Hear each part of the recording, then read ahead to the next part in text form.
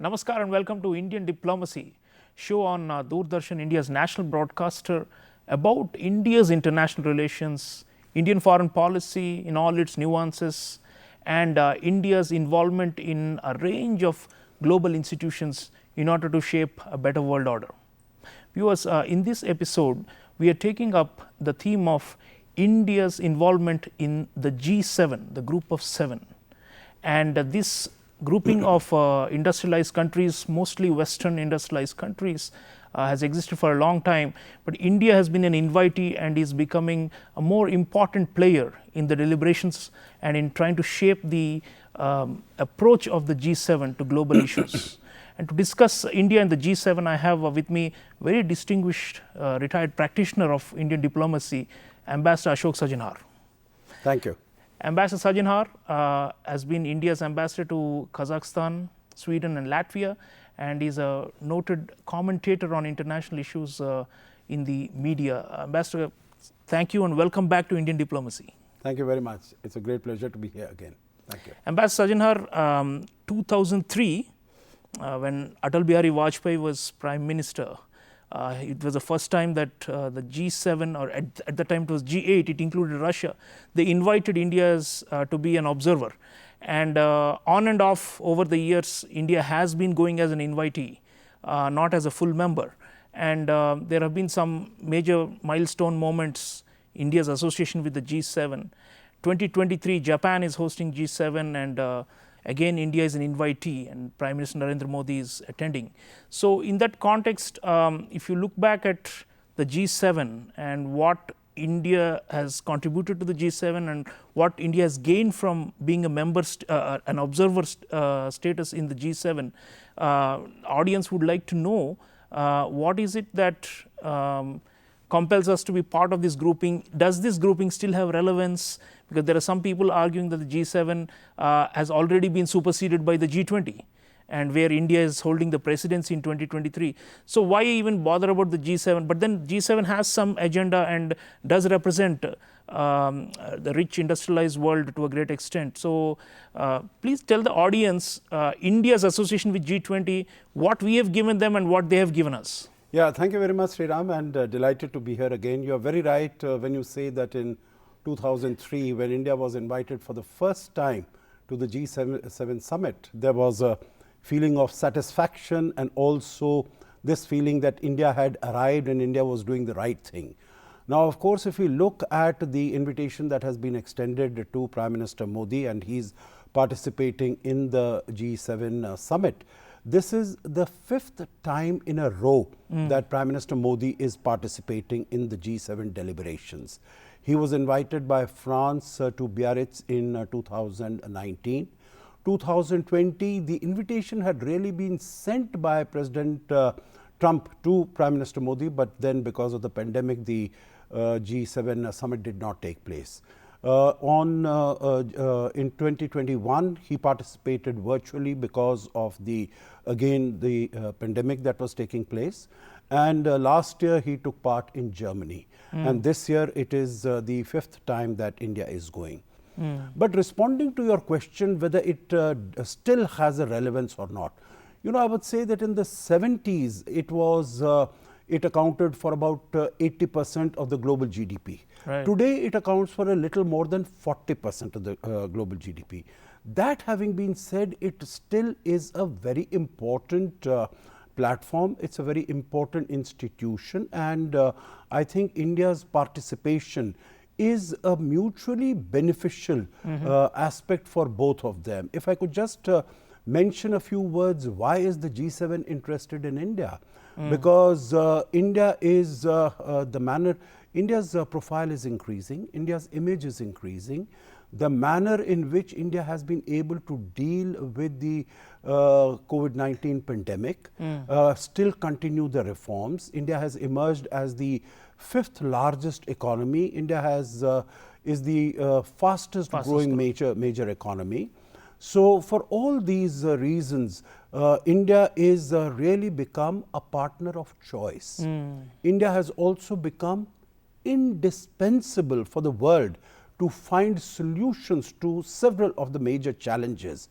For instance, if we want to deal with climate change, terrorism, achieving the sustainable development goals, these aspects, these challenges cannot be confronted, cannot be fulfilled without unless India is also on board. And Ambassador, India holding G20 presidency, perhaps that's one more reason, because we have always been the voice of the global south, and G7 for a long time had been accused of neglecting the interests of the global south or riding roughshod over them, and India obviously brings to the table the concerns of developing countries to the rich nations, and India, I think, has positioned itself as a kind of a bridge builder between the G7 and the developing world. So in that context, Japan holding the G7 presidency, India holding the G20, 2023 has been a year of convergence, and I think more G7 countries are talking about becoming responsive to the needs of developing countries. So in that context, India's presence will be, I think, highly valued, because we are not looking for the old North versus South clash, but finding ways by which the North can be more empathetic to the needs of the South, and vice versa, so that we can pragmatically go ahead and cooperate, right, at the global level. No, you're very right. You're very right. I think India's presidency of G20 and the manner in which it is taking it forward, as Prime Minister Modi had said, it would be inclusive, it would be action oriented. So, and the fact that Japan is holding the presidency of G7 and the summit is taking place. So I think there is a convergence.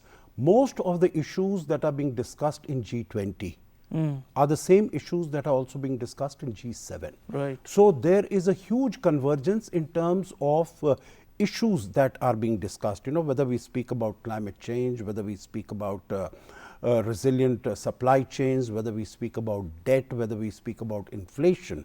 These issues are similar. Second, you mentioned about the being the voice of the global south. So India has really emerged as the voice of the global south. You would recall that in the context of India's presidency of the G20, India organized the Voice of the Global South Summit on the 12th and 13th of January.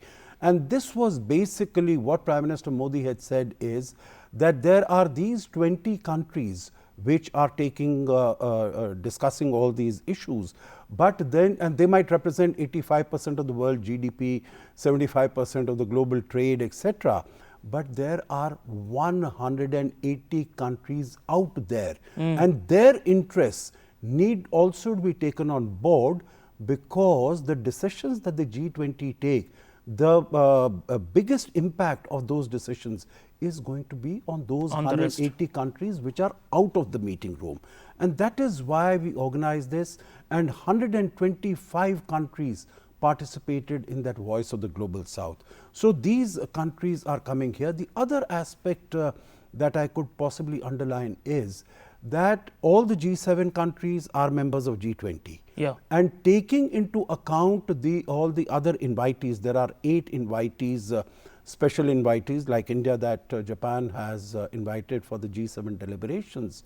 So in all, there are going to be 12 countries in Hiroshima which are members of G20. So if we are looking at establishing convergences, establishing even in terms of the final declaration that will come out in September, I think some spade work could possibly be done here, because large number of countries are going to be present. So in a way, G7 summit is a stepping stone to the G20 summit that India is hosting. Viewers, we have already been talking about developing countries and their aspirations.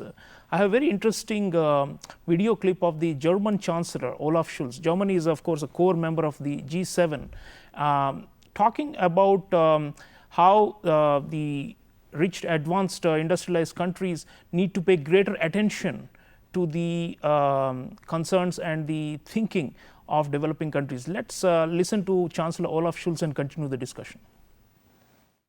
Why did influential countries such as India, South Africa or Vietnam abstain from the relevant UN resolutions calling on Russia's Russia to end its illegal invasion? These questions deserve an answer. When I talk to leaders from those countries, many assure me that they are not questioning the underlying principles of our international order. What they are struggling with is the unequal application of those principles. What they expect is representation on equal terms and an end to Western double standards.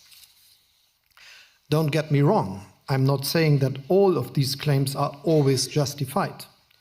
But we must address them if we want to encourage the powers in Asia, Africa, and the Americas to join us in building and defending a stable global order. Take steps toward creating secure and resilient economies based on partnerships with the global South. And act on the challenges faced by developing and emerging markets, ranging from the urgent threat of the climate crisis to the critical need for infrastructure. I will also remain personally committed to working towards a more inclusive, more equitable global order, particularly when it comes to our neighboring continent, Africa. So viewers, you saw the German Chancellor Olaf Scholz talking about how he personally and his country must be more responsive to the issues being faced, the specific challenges being faced by developing countries. Ambassador Sajjanhar, Olaf Scholz has also in the past echoed India's External Affairs Minister Dr. Subramaniam Jaishankar that Europe should not have double standards and the world's problems should also be Europe's problems. It should not just be vice versa where Europe's problems are being transposed on everyone. So clearly he has been one leader within the G7 who has been very open to the calls from the rest who are not there, the 180 plus countries that you mentioned, that the it should not be an inequitable process and that global institutions ought to be fairer and more equitable. So in that context, the G7 is talking about debt issues, the food, fuel crises, inflationary pressures, climate issues, healthcare, all the issues that India has been highlighting through the Voice of the Global South mechanism and also at the G20. So can we be hopeful that the G7 will do more than lip service to this? Because while Chancellor Scholz is talking about this, they often seem to be obsessed with one or two issues that are very Eurocentric only. For example, the Ukraine war and rolling back the Russian invasion, but not thinking about the broader global ramifications and repercussions. So can we be hopeful that the G7 is finally going to see the light and think more broadly and more inclusively than it used to in the past? I think there is increasing realization and increasing recognition by the G7 that they need to take on board the concerns of the global South or the developing countries.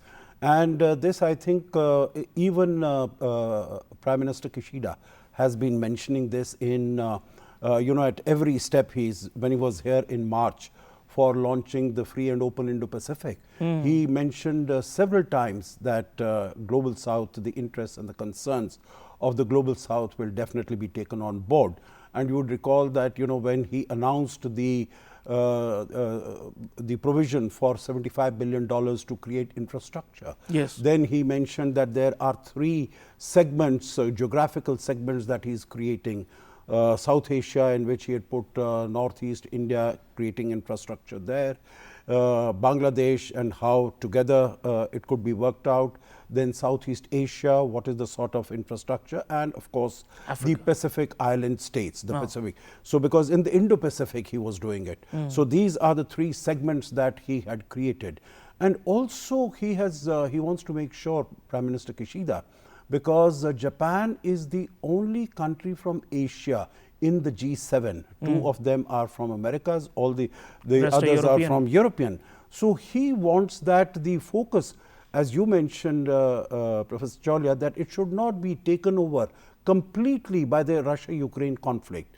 Not only Eurocentric issues, but there should be focus also on Asia, and particularly in terms of the assertiveness and the belligerence of China in the East China Sea, in South China Sea, and other areas, other regions. That he wants to focus on, and also ensure that it should be a free and open, inclusive Indo-Pacific.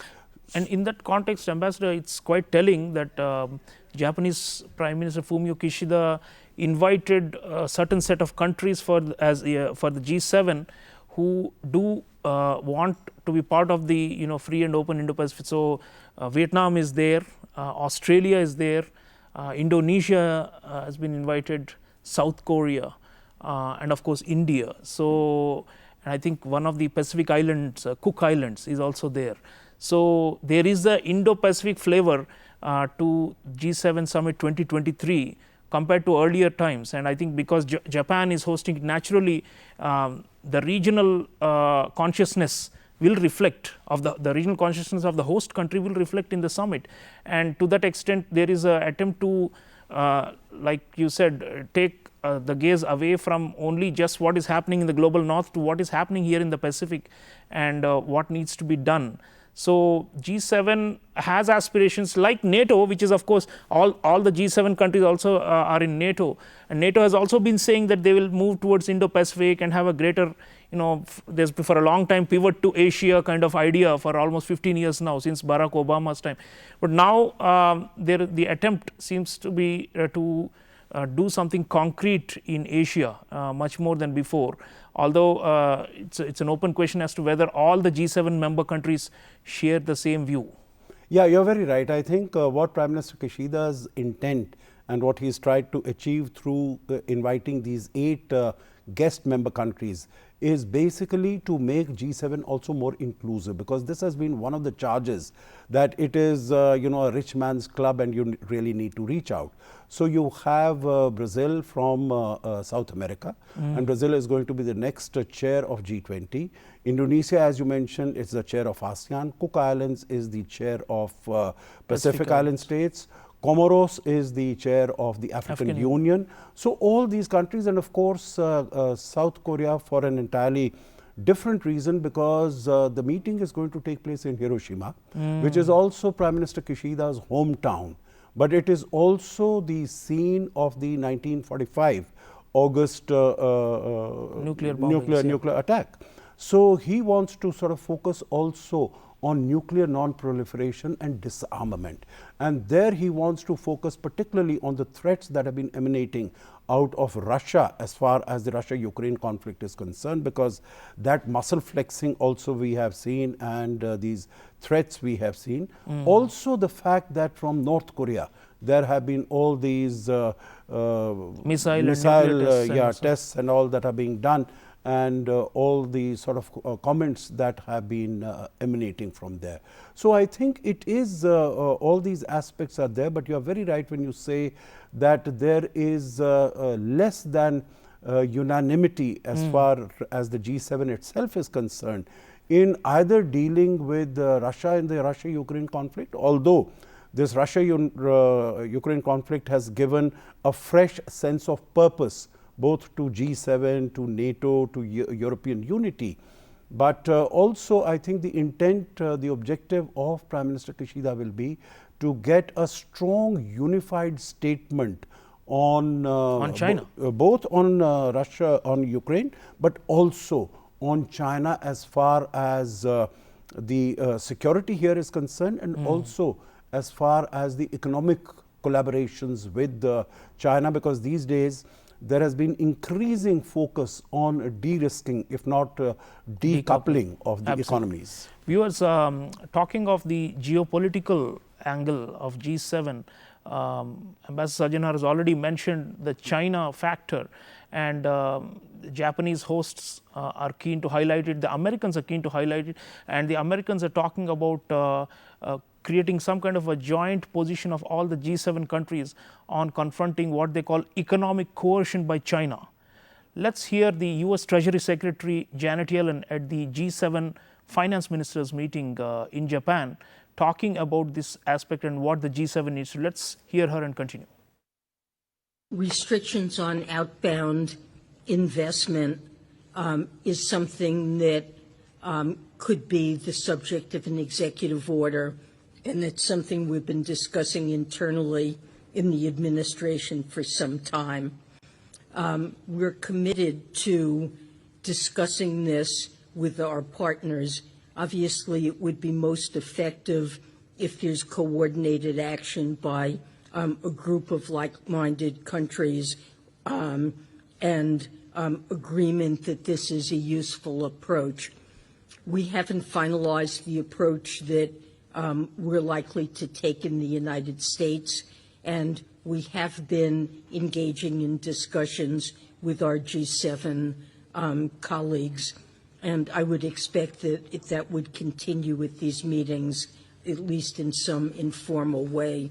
There have been examples of China using economic coercion on countries that take actions that China's not happy with from a geopolitical perspective. Australia's suffered that, Lithuania, there are other countries, and that's a matter that should be of concern to all of us. I'm certainly aware of the examinations that they've conducted of American firms recently, consultancies operating in China. I don't know if I would include that in the same bucket. And I don't have anything concrete to say by way of plans, but I would say that many G7 members share a common concern with this kind of activity and are looking to see what we could jointly do to try to counter this kind of behavior. Right. So, viewers, U.S. Treasury Secretary is saying that there are common concerns in the G7 about Chinese economic coercion and how China weaponizes the interdependence and punishes countries that do not toe its line on geopolitical issues. Ambassador Sajjanhar, the U.S. Ambassador to Japan, Rahm Emanuel, has been quoted as saying that G7 will go beyond just mere words, and the plan is to deter and to defend member countries and others who are affected by this Chinese economic coercion, and that they will have concrete tools to fight back. Now, presumably already there is, bilaterally, between China and many G7 countries, there are export restrictions to China, checks on investments in China, and also inward investments coming from China into these rich countries. There is now more scrutiny so that they don't take over a high-tech, scientific base of these countries and steal the secrets. So there's already a lot of, fear and suspicion of what China is doing. But again, to come back to the old question, can the G7, even with the push from Australia and India and other, Quad summit is also happening simultaneous to G7 summit in Japan in 2023. Can you foresee a joint front to push back this kind of behavior that Janet Yellen is talking about and criticizing, or will we still look at individual interests rather than the group interests or the interests of the international order as a whole? Because rules-based order is something everybody talks about, but in their individual conduct as foreign policies, sometimes you find G7 countries not necessarily all falling in line, at least not as the US wants them to be. Yeah, the way I look at it is that I think there is increasing recognition amongst all the G7 and also beyond that G7 pale that China has been, for instance, weaponizing, the supply chains. Even during the COVID-19 pandemic, that even simple items like masks and like ventilators, etc., they were weaponized if countries were not, towing their line. For instance, China asked for an independent investigation into Australia. the origin. Yeah. Australia asked for an independent investigation, and you saw what the response was in terms of exports of minerals from Australia to China, movement of tourists from China to Australia, and students, etc.